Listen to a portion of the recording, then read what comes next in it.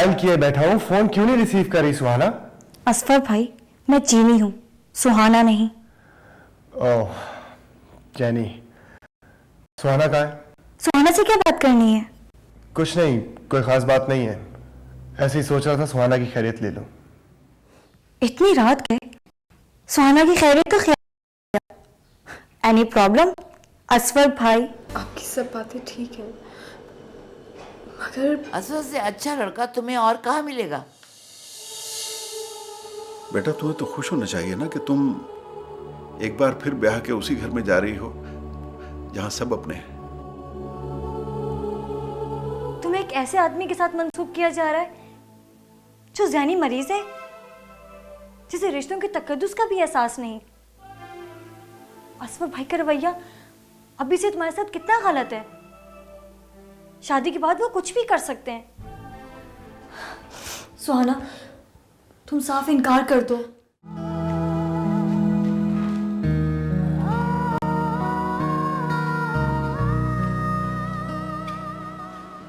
Good morning पापा। Morning.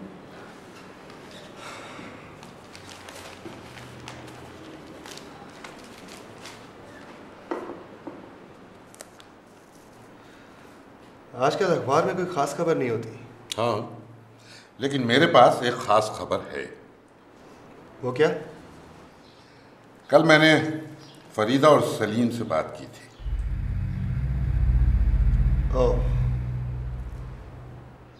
वो दोनों तो राजी हैं, लेकिन मैंने उनसे ये कहा है कि भाई सुहाना की मर्जी भी मालूम कर लें।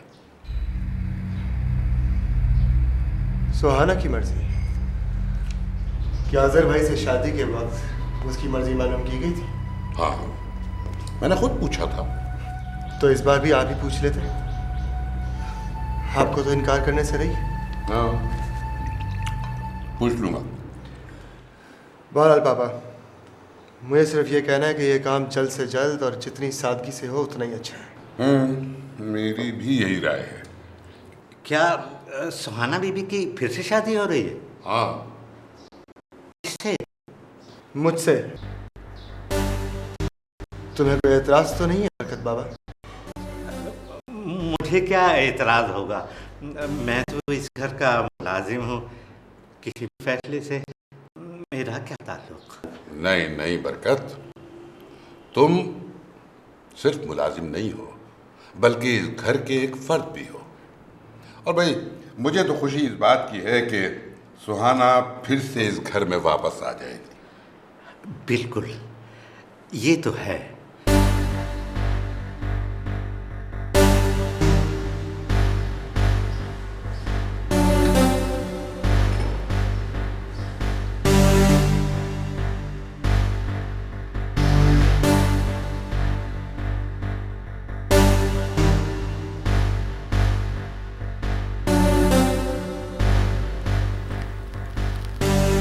हम तुम्हारे जवाब के मुंतजर हैं बेटा।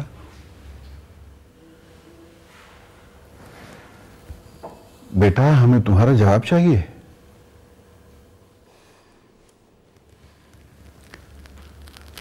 बेटा हमें बताओ, हम मुराद भाई से हाँ कहें? बाबा, अब मुराद अंकल से माजरत कर लें। क्या हम इनकार कर दें?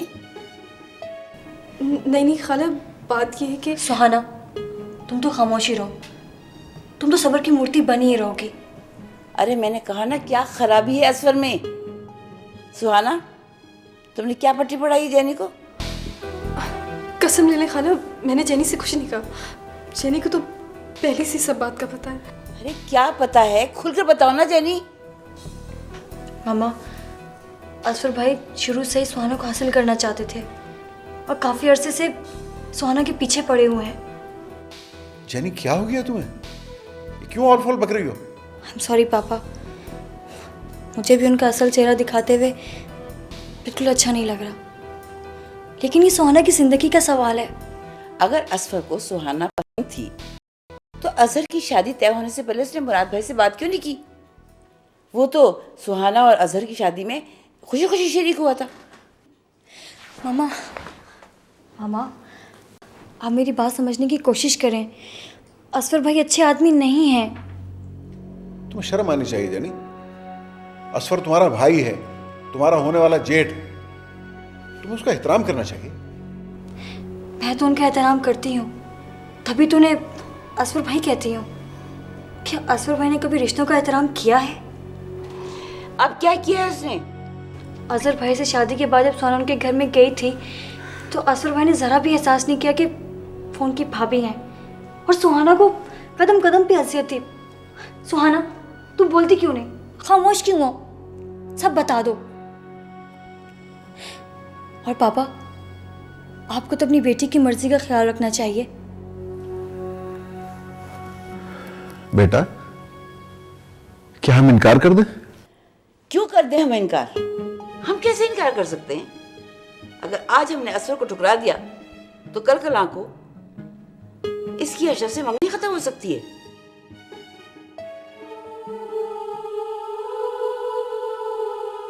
नहीं, ऐसा कुछ भी नहीं होगा। फिर भी मुराद भाई मेरे बड़े हैं, इस खानदान की वाहिद बुजुर्ग, मैं शादी से इनकार नहीं कर सकती। ये शादी होकर रहेगी। मामा प्लीज समझने की कोशिश करें।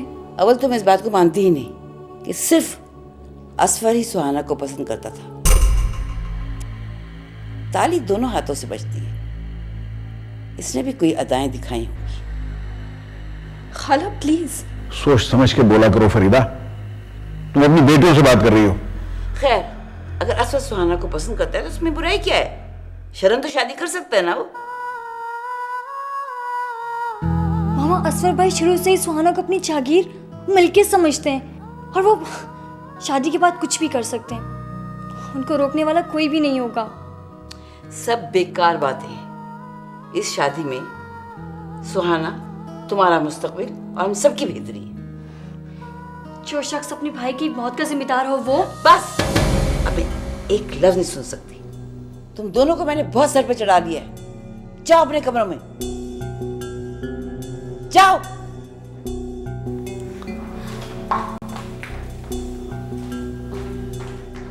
एक तो आजकल की लड़कियों को पता नहीं क्या हो गया है, दिमाग ही ठिकाने पे नहीं है। एक हमारा जमाना था, माँ बाप ने जिसके बल्ले बांधा हम खुशी खुशी बन गए।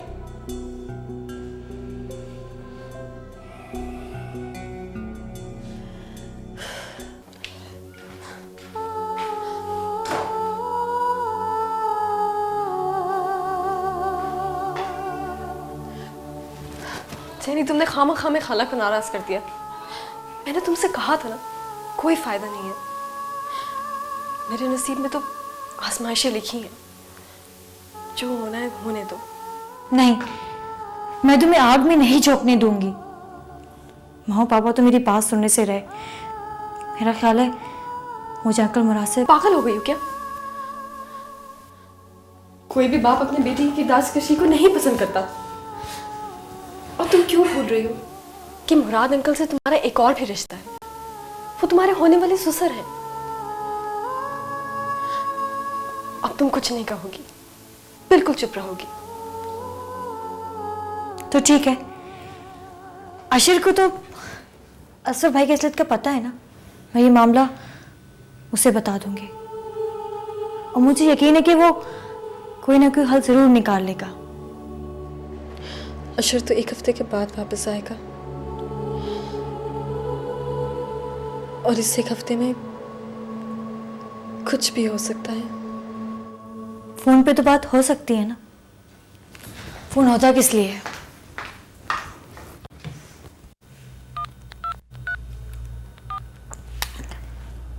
The number you have dialed is not responding at the moment. Please try later. अशर ने अपना मोबाइल बंद किया हुआ है। हैंग पहुंचकर उसने खैरियत का फोन भी नहीं किया। अशर कॉन्फ्रेंस में बिजी होगा।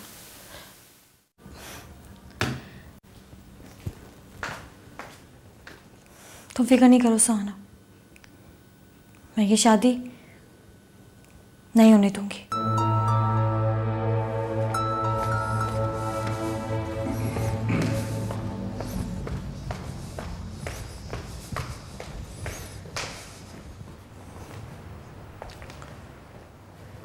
साहब जी, आपसे एक बात पूछनी है। क्या?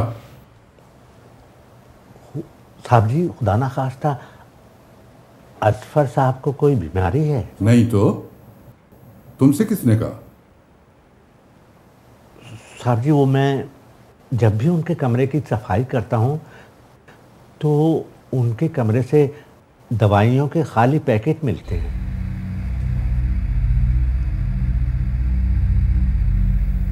Sleeping pills? असफर नींद की गोलियां लेता है?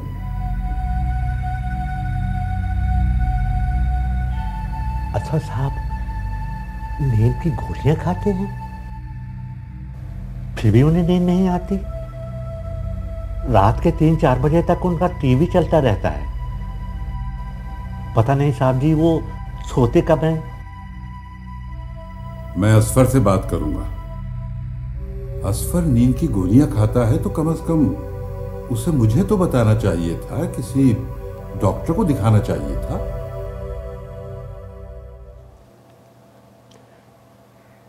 साहब जी, एक बात करूं, बुरा तो नहीं मानिएगा?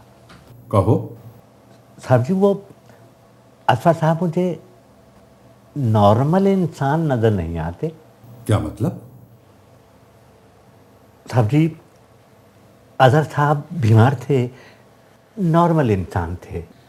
असफर साहब सेहतमंद हैं, नॉर्मल इंसान नहीं। क्या बकवास कर रहे हो बरकत? क्या कहना चाहते हो? साहब जी, असफर साहब अपने दोनों भाइयों से किस कदर मुख्तलिफ हैं। रात रात भर घर से गायब रहते हैं, अजीब अजीब दवाइयाँ खाते हैं, अजीब अजीब हरकतें करते हैं, हर वक्त उखड़े उखड़े रहते हैं। आप उनकी शादी कर रहे हैं, वो भी सुहाना बीबी से। तुम हद से बढ़ रहे हो। साहब जी, मैं तो ये कह रहा था कि असफर साहब अपने दोनों भाइयों से बिल्कुल मुख्तलिफ हैं। हर इंसान दूसरे इंसान से थोड़ा बहुत मुख्तलिफ जरूर होता है, तो इसमें अजीब बात क्या है? अगर असफर नींद की गोलियां लेता है तो हो सकता है उसे नींद ना आने की शिकायत हो। और रहा सवाल घर से गायब रहने का, तो असफर ने पूरा कारोबार संभाला हुआ है और कारोबार के सिलसिले में घर से बाहर रहना पड़ता है। हाँ, ये मैं मानता हूं कि उसके मिजाज में कड़वाहट है, लेकिन शादी हो लेने दो, तुम देखना उसके मिजाज में भी तब्दीली आ जाएगी। असफर के लिए सुहाना जैसी समझदार लड़की ही बेहतर रहेगी। हो सकता है। हो सकता है? ये तुम्हें क्या हो गया है बरकत? कैसी बातें कर रहे हो? जाओ मेरे लिए चाय लेकर आओ, मेरा दिमाग मत चाटो।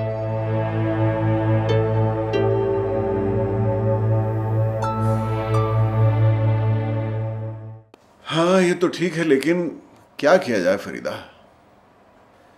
भाई, जैनी तो इस शादी पे बिल्कुल आमादा नहीं है। जैनी का क्या है? उसका इस बात से क्या ताल्लुक? शादी सुहाना की हो रही है और उसने एक दफ़ा भी इनकार नहीं किया। भाई, सुहाना तो बहुत फर्माबरदार बच्ची है, उसने हमारी किस बात से इनकार किया है? लेकिन मैं समझता हूं कि ऐसा ना हो कि कहीं हमसे कोई जुल्म सरजद हो जाए। अरे जुल्म काहे का?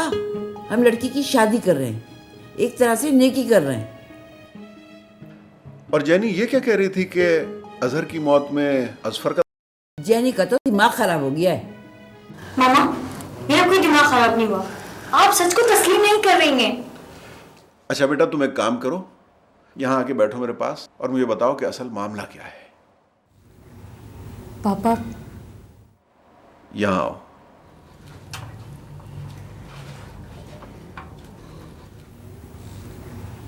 पापा, उस दिन असफर भाई सुहाना के कमरे में घुस गए थे।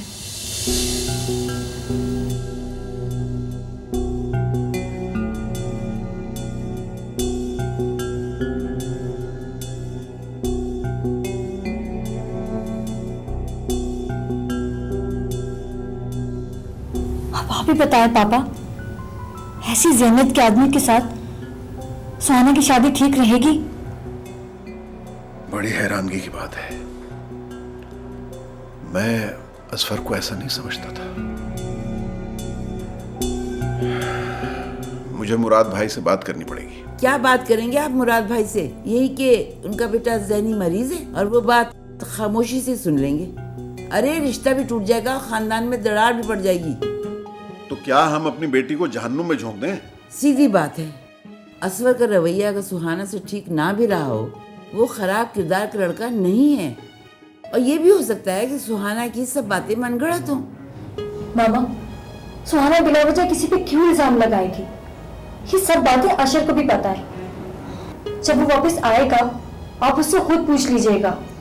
ओह, तो तुमने और सुहाना ने अशर के भी कान भर दिए हैं। मामा, आप सारा इल्जाम हमें क्यों दे रही हैं? बेटा तुम अभी बच्ची हो। अच्छा एक बात बताओ, कभी असवर ने तुम्हारे साथ कोई गलत रवैया रखा? नहीं। तो ठीक है, असवर जवान है, उसे कोई भी लड़की पसंद आ सकती है। सुहाना उसे शुरू से ही पसंद थी, खुशकिस्मती से उसकी शादी उससे हो रही है, तो ये अच्छी बात है बेटा, वो उसे फूलों में रखेगा। मामा, आप कभी नहीं समझेंगी। आपने हमेशा वही किया है जो आपके मन में आया है।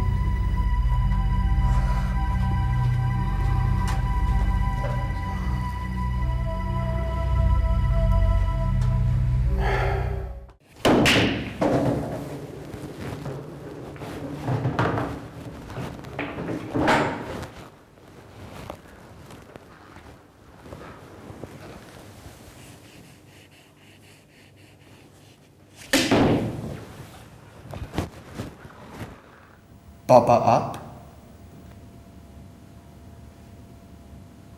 ये तुम सारी सारी रात क्यों जागते रहते हो बेटा?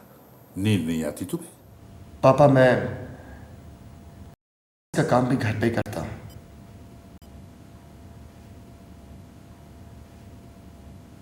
और तुम पिल्स लेते हो?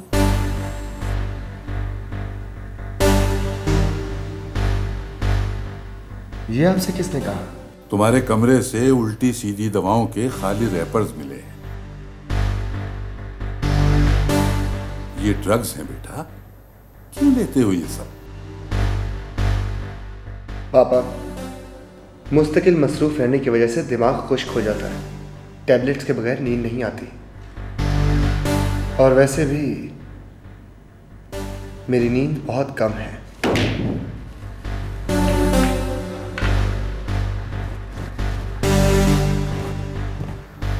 बेटा, किसने तजवीज की हैं ये दवाएं?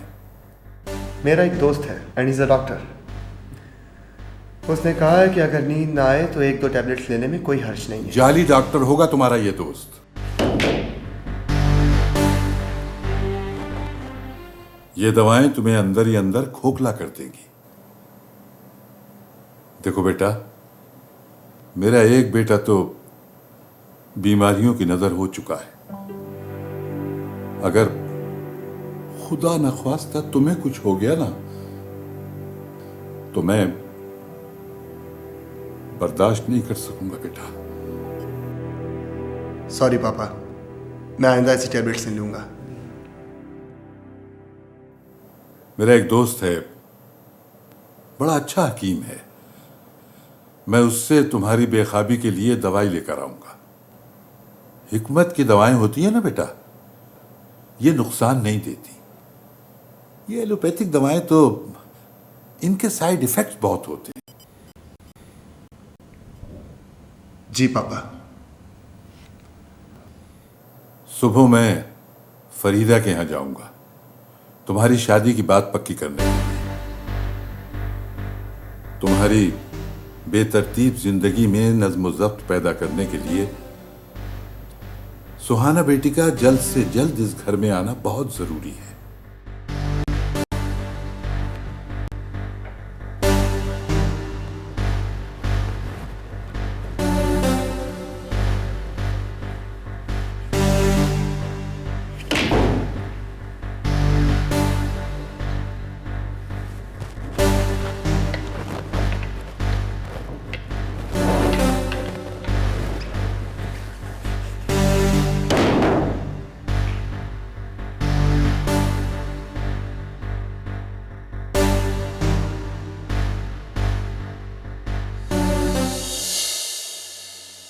क्या खाला खालू का यही एहसान कम है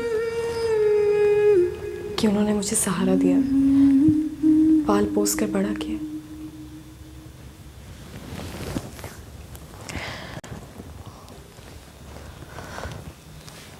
मुझे उनका हर फैसला दिल से कबूल है।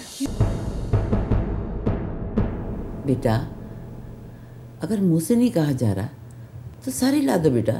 नहीं, ज़बान से कहना जरूरी है। बेटा आहिस्ता से हाँ कह दो।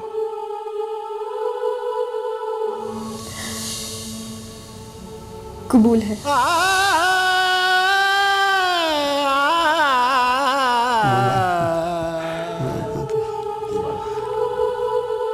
जी लाइए बेटा, यहां साइन करो।